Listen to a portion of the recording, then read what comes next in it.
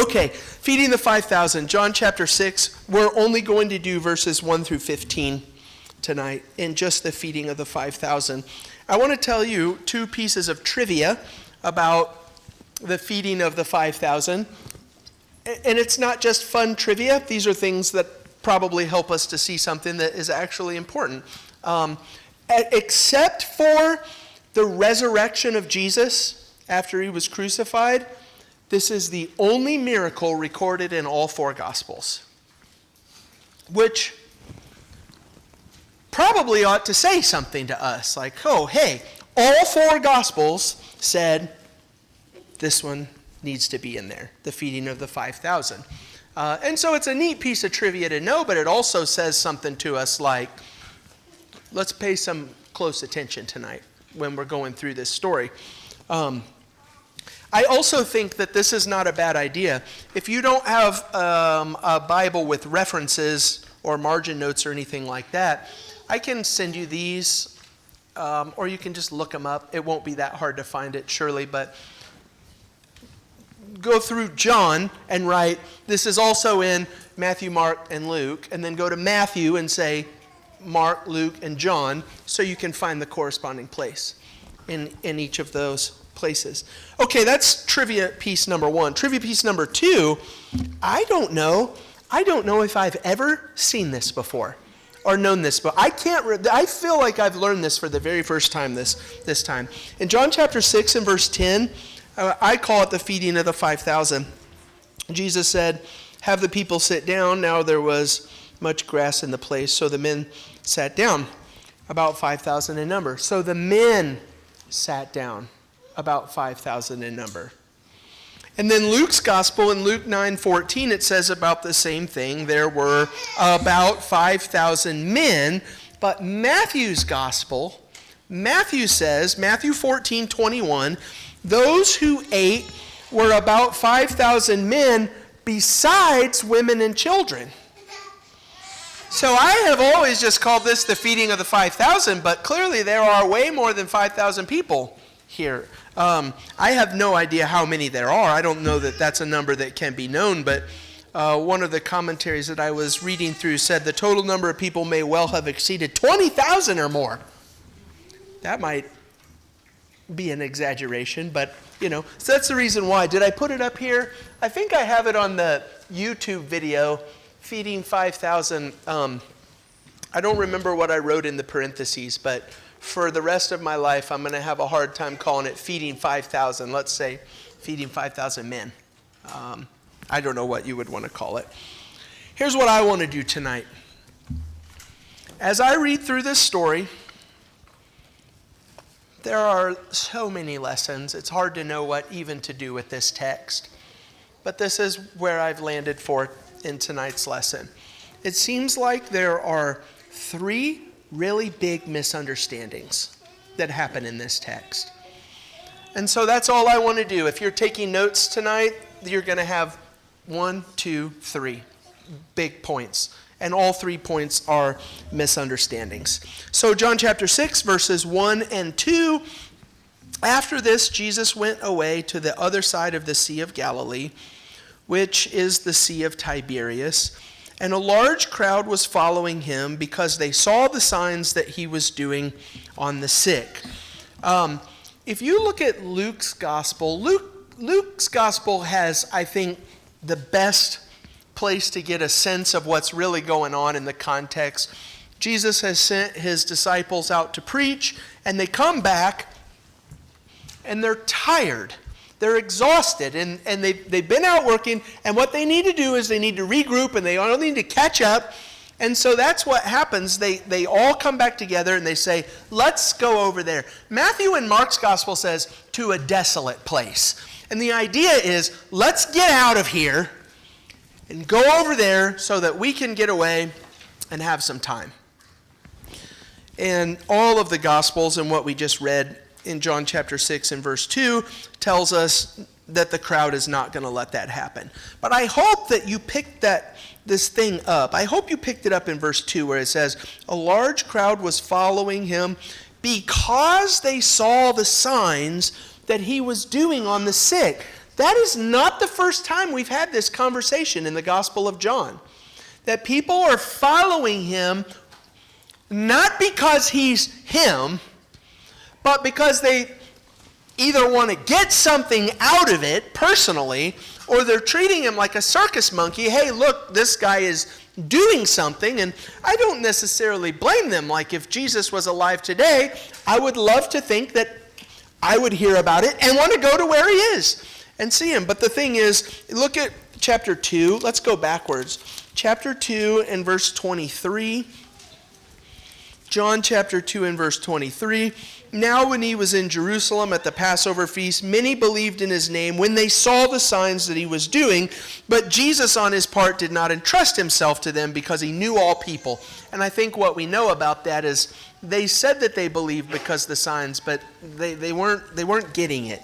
In chapter 4 and verse 45, John 4 and verse 45, so when he came to Galilee, the Galileans welcomed him, having seen all that he had done in Jerusalem at the feast, for they also had gone to the feast. And so Jesus says to this group of people in verse 48, unless you see signs and wonders, you will not believe. And he's criticizing this group of people because all that they want to do is see a trick. And that's the same thing that's going to happen in this story. Jesus is going to feed this 5,000 plus group of people. And look down at verses 24 through 26. He feeds them. He gets in his boat, and the disciples get in his boat. Jesus walks on the water. And they go back to the other side, and the people say, hey, where's Jesus? And they follow him because they want to see him. And look at verse 24. So the crowd saw Jesus was not there, nor his disciples. They got into boats and went to Capernaum seeking Jesus. And when they found him on the other side of the sea, they said to him, Rabbi, when did you come here? And Jesus answered them, truly, truly, I say to you. Listen to what Jesus says to this group of people. You are seeking me not because you saw signs, but because you ate your fill of the loaves. He's criticizing this group of people, and it's hard to see, a criticism of a large group of people following Jesus, but what he says is, you're not coming to me because I can fill up your soul. You're coming to me because I filled up your belly. And he goes on, and we'll eventually have to get to this part of the text where we're going to say, Jesus is going to say to this group of people, that's not what this is about. This is not about coming to me to see a trick. It's not about coming to me because I can fill your belly or any of these other things. And once he tells them this, hey, this is not what we're doing. This is not what this is about. In verse 66, after this, many of his disciples turned back and were no longer walking with him anymore. They didn't want any part of the spiritual, true side of Jesus. They wanted the signs and the miracles in the full bellies. And so I told you I'm going to divide the feeding of the 5,000 plus into, how about this? I'll just call it feeding of 5,000 and you all will know the extra thing. It's going to irritate me for the rest of my life that I never have saw that. But this is misunderstanding number one in this whole thing. This group of people seems to have a gimme, gimme, gimme, gimme, gimme, what can you do for me kind of an attitude. And that's going to be lesson number one from the feeding of the 5,000. Let's do this. Let's set up guardrails. I'm on a road right now, and there's going to be guardrails that are going to keep me in where I need to be.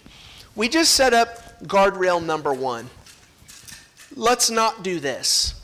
Let's not come to Jesus with, gimme, gimme, gimme, gimme, gimme, what can you do for me? Like he's some sort of cosmic vending machine in the sky that just gives me whatever I want whenever I want it. It's kind of a thing. There are some people who treat Jesus like that. And what we're learning from this story is don't do that. That's not okay. So that's a guardrail over here. Let's not do that. Let's stay inside the lines, not go over here.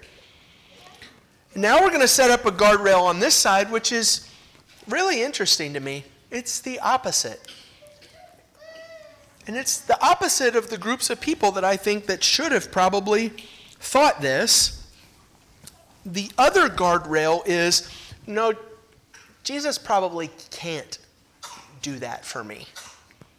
Or maybe even won't do that for me. One group of people said, gimme, gimme, gimme, Jesus.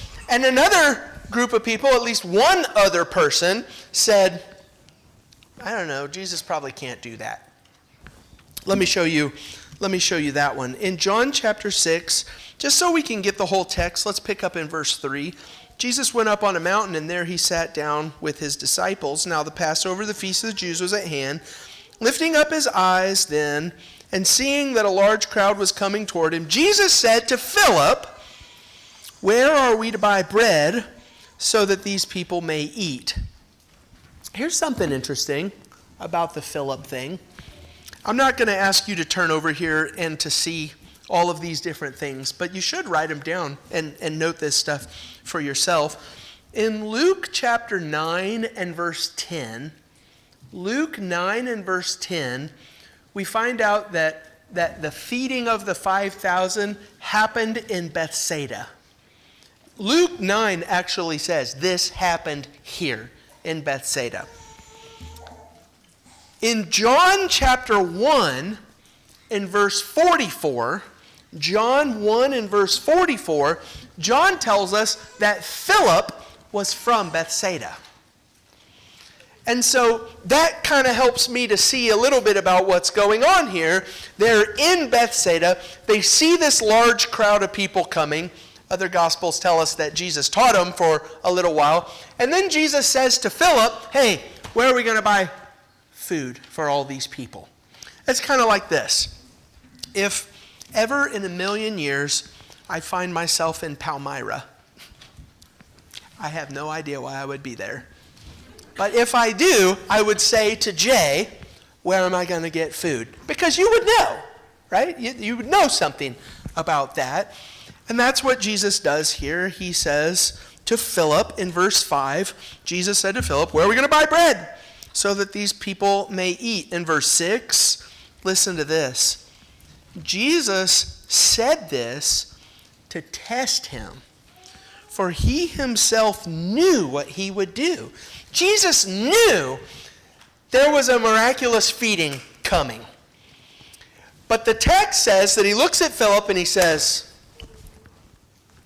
where are we going to get food for all these people? And he's testing him. Let's see what he says. You're going to be one of my apostles. Let's see if you're starting to figure this out. And we find out, no, he's not figuring it out. In verse 7, Philip answered him, 200 denarii worth of bread would not be enough. Is that where I am? Yeah, verse 7. Philip answered him, 200 denarii worth of bread would not be enough for each of them to get a little. So Jesus looks over and he's testing him and he's like, hey, Philip, you have a problem. How are we going to feed all these people? Where are we going to get the food? And Philip is just like, I don't know. We don't have enough money. We've only got this much money, and there's no way that this amount of money is going to be able to feed all of these people. And you can kind of see Jesus,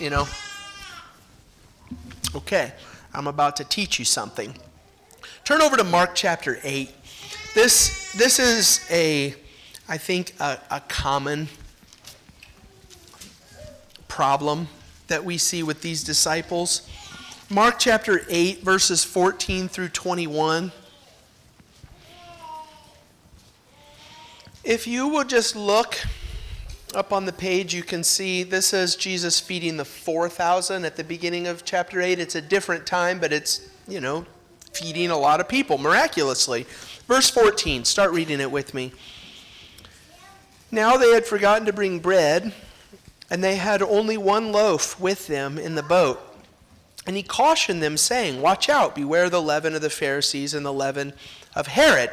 And so the disciples hear Jesus' words, and they start looking around at each other like they don't have any idea what he's talking about. Verse 16, they began discussing with one another the fact that they had no bread. Watch out, the leaven of the Pharisees. We don't have any bread. What's he talking about? In verse 17, Jesus, aware of this, said to them, why are you discussing the fact that you have no bread? Do you not yet perceive or understand? Are your hearts hardened? Having eyes, do you not see? And having ears, do you not hear? And do you not remember when I broke the 5 loaves for the 5,000? How many baskets full of broken pieces did you take up? And they said, 12. And the 7 for the 4,000. How many baskets full of broken pieces did you take up? And they said, 7. And he said to them, do you not understand? And this is Jesus asking Philip to test him. Where are we going to get bread for all these people? And Philip says, we don't have enough money. And Jesus says, you don't get it.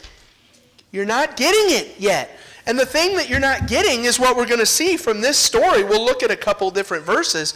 But the thing that he's not getting that we want to be getting, not just Philip, us, those of us who are in this room, the thing that we want to be getting right now is to stop with the freaking out, because Jesus can and does provide way more than any of us ever needs.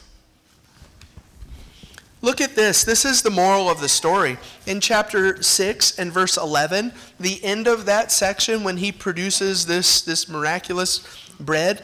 Let's read it. All of verse 11. Jesus then took the loaves, and when he had given thanks, he distributed them to those who were seated, so also the fish. And listen to this. Don't forget to see this part of the sentence, because this is what we want to start to see about this. It says, as much as they wanted.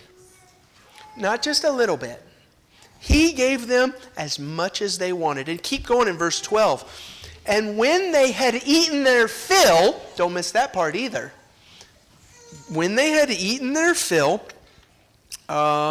he told his disciples, gather up the leftover fragments that nothing may be lost. So they gathered them up and filled them 12 baskets with fragments from the 5 barley loaves left by those who had eaten. So I wonder if the 12 baskets, I don't ever assume that things like this are accidental in the Bible. I don't know if this is right. Just you might flush this. Don't treat this as gospel. But the 12 baskets, I wonder if what's happening here is, if it's not supposed to cause us to think about the 12 tribes of Israel and Jesus feeding all of the disciples, all of these people, as much as they wanted until they were full, and then there were 12 baskets of leftover. I wonder if the message is supposed to be something like, Jesus provides more than enough for all of his people. If that's something that the 12 baskets is supposed to point us to, or I don't know if that's just reading too much into the story or not. Look at Jeremiah 31. Would you go over there with me in Jeremiah 31? The message that I want us to start thinking about that Philip did not understand, and that I want us to make sure that we don't, hopefully we can learn to not make this same mistake. Oh no, I don't have enough money for that. How am I going to do that? How am I going to accomplish that? And the message is, on one side, a group of people who say, gimme, I want that, do this for me. And Jesus says, that's not what this is about. But on the other side, there's a group of people who say, oh yeah, he can't do that, that we don't have enough money for that. And that's not okay either. In Jeremiah chapter 31, let's get some context, starting in verse 2. Thus says the Lord, the people who survived the sword found grace in the wilderness. When Israel sought for rest, the Lord appeared to him from far away. I have loved you with an everlasting love. Therefore, I have continued my faithfulness to you. Again, I will build you, and you shall be built, O Virgin Israel. So here is Israel wandering in the wilderness, and he says, I'm going to bring you back home. I'm going to restore you. In verses 13 and 14, here's what that restoration looks like. Then shall the young women rejoice in the dance, and the young men and the old shall be merry. I will turn their mourning into joy. I will comfort them and give them gladness for sorrow. This is why I'm here. I will feast the soul of the priest with abundance, and my people shall be satisfied with my goodness, declares the Lord. Jesus comes and he's showing this group of people, don't you even think about questioning or doubting me, because I can do more for you.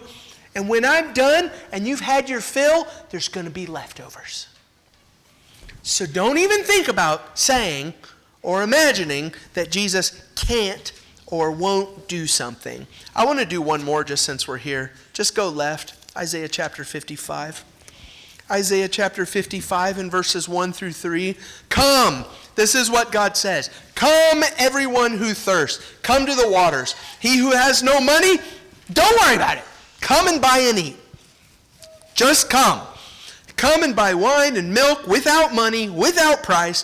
Why do you spend your money for that which is not bread, and labor for that which does not satisfy? Listen diligently to me, and eat what is good, and delight yourselves in rich food. Incline your ear and come to me. Hear, that your soul may live, and I will make with you an everlasting covenant, my steadfast, sure love for David. So, number 2. Jesus can do everything that we need with leftovers. And so there's our guardrails. Make sure to stay inside the lines. Okay, back to John chapter 6. This is the last point. I'm going to hold on before I click the button and put the last point up. I'm going to hold on. But if you're writing notes, make a number 3 and leave a blank spot, because we're on number 3 now. I'm going to read verses 8 through 15. Look for the misunderstanding. One of his disciples, Andrew, Simon Peter's brother, said to him, "There's a boy here who has 5 barley loaves and 2 fish. But what are they for so many?" That probably should go in the last point. He didn't get it either. Jesus said, "Have the people sit down." Now there was much grass in the place, so the men sat down, about 5,000 in number.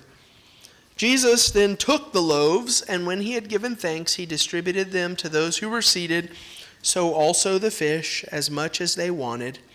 And when they had eaten their fill, he told his disciples, "Gather up the leftover fragments, that nothing may be lost." So they gathered them up and filled 12 baskets with fragments from 5 barley loaves left by those who had eaten. And, okay, so start paying attention in verses 14 and 15. Verse 14, when the people saw the sign that he had done, they said, "This is indeed the prophet who is to come into the world." You know what that's a reference to? I think that you should have this reference marked down in your Bible. Deuteronomy chapter 18. It will probably help to understand at least what they were thinking and why they said what they said. In Deuteronomy chapter 18, starting in verse 15, this is Moses speaking to the people. Deuteronomy 18, starting in verse 15, Moses says, "The Lord your God will raise up for you a prophet like me." Moses said, God's going to give you a prophet like me from among you, from your brothers. It is to him that you shall listen, just as you desired of the Lord your God at Horeb on the day of the assembly, when you said, "Let me not hear again the voice of the Lord my God, or see his great fire any more, lest I die." And the Lord said to me, "They are right in what they have spoken. I will raise up for them a prophet like you from among their brothers, and I will put my words in his mouth, and he shall speak to them all that I command him." So this group of people and beyond, this Jewish group of people are just waiting and watching for the prophet like Moses to show up. And what is the thing that Moses did for the wandering group of Israelites in the wilderness? He fed them miraculously with bread. And so here Jesus just miraculously feeds this group of people with bread, and they say, "Oh, is he the prophet? Is he the one?" Read it again in verse 14, John chapter 6. In verse 14, their question, when the people saw the sign that he had done, they said, this is indeed the prophet who is to come into the world. And then verse 15, this is where I want you to pay attention. It says, "Perceiving then that they were about to come and take him by force to make him king, Jesus withdrew again to the mountain by himself." Yes, he is the prophet that they've been waiting for, the prophet like Moses. But no, he is not the king that they wanted him to be. I want to say something about this king that he wanted to be. This comes from a commentator. I have two commentary things to read for you. I like this one. Like many other sins, they wanted to use him to further their own ends. But to Jesus, the prospect of an earthly kingdom was nothing other than a temptation of the devil, and he decisively rejected it. You remember when Satan said, bow down and worship me, I'll give you all the kingdoms of man. And Jesus said, no, that's not what this is about. That's not what we're doing here in this whole thing. So, I saw some stuff last week. Or maybe it was in the last 2 weeks. I don't remember. I don't know if anybody here, I'm sure that surely some of you follow the news in this way. You know, we finally got a new Speaker of the House of Representatives, Mike Johnson. And after he was appointed as the Speaker of the House, this picture was all over the internet. Because he, and behind the podium there in the middle, claims to be a devoted, Bible-believing, practicing Christian. I have no idea what his faith is like, whether or not it's the real deal or not. That's not what this is about. I'm just saying that this thing was all over the place. And then I read this. I didn't see this interview, but I read this on a thing later. This isn't an interview that he had. I am a Bible-believing Christian. Someone asked me today in the media, they said, it's curious. People are curious. What does Mike Johnson think about the issue, about any issue under the sun? And I said, well, go pick up a Bible off your shelf and read it. That's my worldview. And I thought to myself, okay, more of that, please. I like that. Here is somebody who publicly acknowledges Jesus as Lord, and they say, what are we going to do here? What's the policy going to be like? And he says, well, what does the Bible say? I'm going to do what the Bible. Now, I'm not trying to make a defense for this man's faith, or that's not what this is about. I will tell you this, side note, parentheses, it has been a little bit of guilty pleasure on my part just watching the media foaming at the mouth about a guy who talks about God in the Bible, and I enjoy that part a little bit. But sign me up, someone's values are founded on biblical truth, and here's the deal though. We don't get to take the Jesus that we want, and make him the kind of king that we want, to rule over us in the kind of kingdom that we want, so that we get what we want. You got that? That's what this group of people was doing. They said, hey, this guy's going to give us bread. And we don't like the Romans, maybe he can take care of them too. Let's make him king. And Jesus said, I'm getting out of here. That's not what this is about. This is not about the kind of kingdom that you want to have. And I'm not the kind of king that you're going to set up to make the kind of kingdom that you want to have. If you look over at John chapter 18 and verse 33, John chapter 18 and verse 33, Jesus specifically told us, he said the words about what kind of king he is and what kind of kingdom he rules over. There's a nice long conversation about this starting in verse 33. John chapter 18, starting in verse 33. So Pilate entered his headquarters again and called Jesus and said to him, are you the king of the Jews? And Jesus answered, do you say this of your own accord, or did others say it to you about me? And Pilate answered, am I a Jew? Pilate's like, I don't care. I don't care about you and your petty little Jewish squabbles. I don't care. Your own nation and the chief priests have delivered you over to me. What have you done? And Jesus answered him, if you highlight something in your Bible, this might be highlightable worthy. Jesus answered, "My kingdom is not of this world. If my kingdom were of this world, my servants would have been fighting, that I might not be delivered over to the Jews. But my kingdom is not from the world." And Pilate said to him, "So you are a king?" And Jesus answered, "You say that I am a king." This is his answer. "Yes, for this purpose I was born, and for this purpose I have come into the world, to bear witness to the truth. Everyone who is of the truth listens to my voice."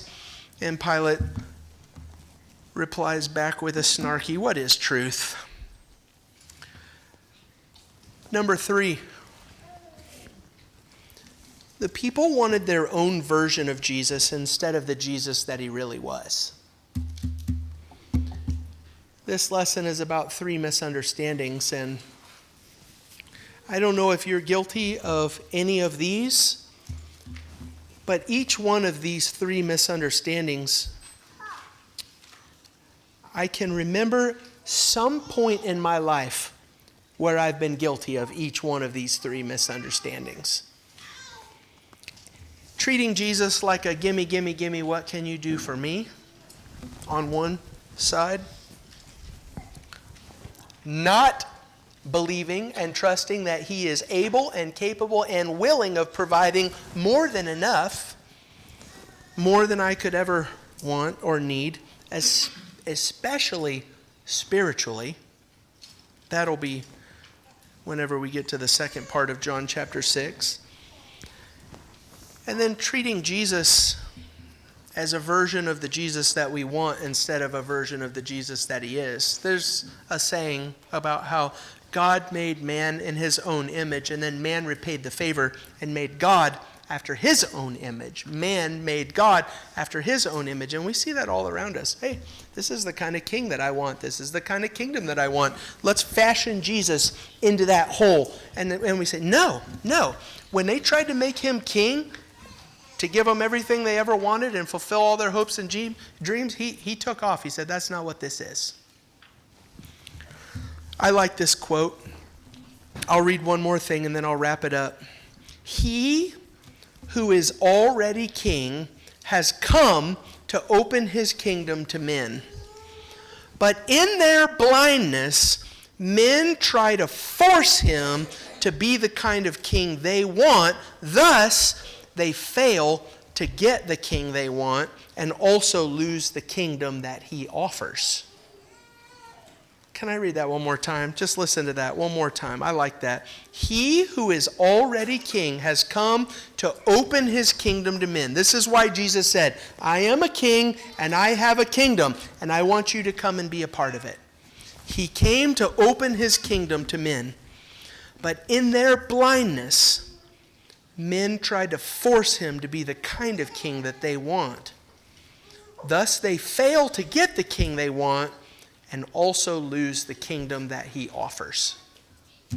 Let's not do that. If you're here tonight and you're not a Christian,